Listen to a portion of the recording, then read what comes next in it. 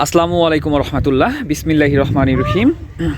আল্লাহ তাআলা সূরা আল ইমরানের ৮ নম্বর আয়াতে বলেছেন, হে আমাদের রব, আপনি হিদায়াত দেওয়ার পর আমাদের অন্তরসমূহ বক্র করবেন না এবং আপনার পক্ষ থেকে আমাদেরকে রহমত দান করুন, নিশ্চয়ই আপনি মহাদাতা।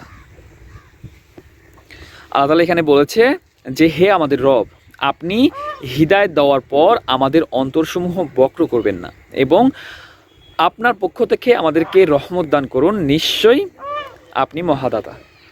একটা দোয়া বলা যায় এটা, নিশ্চয়ই আল্লাহ মহাদাতা। সুবহানাল্লাহ, অনেক সুন্দর একটা দোয়া। আল্লাহ তাআলা আমাদের সবাইকে বোঝার মতো তৌফিক দান করুক এবং আল্লাহ রাসূলের মাধ্যমে যা কিছু আমাদের কাছে পাঠিয়েছে তা গ্রহণ করা এবং তারপরে আমল করা তৌফিক দান করুক।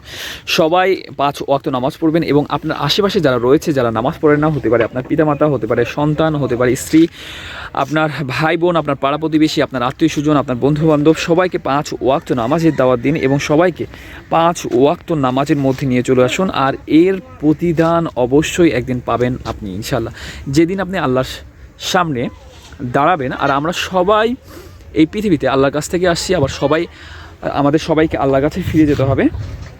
তো আল্লাহর কাছে ফিরে যাওয়ার প্রিপারেশন নেন, আল্লাহর সামনে দাঁড়ানোর প্রিপারেশন নেন, আল্লাহর সামনে জবাবদিহিতার প্রিপারেশন নেন। হে আল্লাহ আমাদের সবাইকে বোঝার মতো তৌফিক দান করুন। হে আল্লাহ আমাদের সবাইকে হিদায়াত দান করুন। হে আল্লাহ আমাদের সবাইকে আপনার তাকওয়া অবলম্বন করার তৌফিক দান করুন। হে আল্লাহ আমাদের সবাইকে 5 ওয়াক্ত নামাজ আদায় করার তৌফিক দান করুন। হে আল্লাহ আমাদের সবাইকে নামাজে বিনয়ী ও নম্র হওয়ার তৌফিক দান করুন। সবাই 5 ওয়াক্ত নামাজ পড়বেন। আল্লাহ হাফেজ।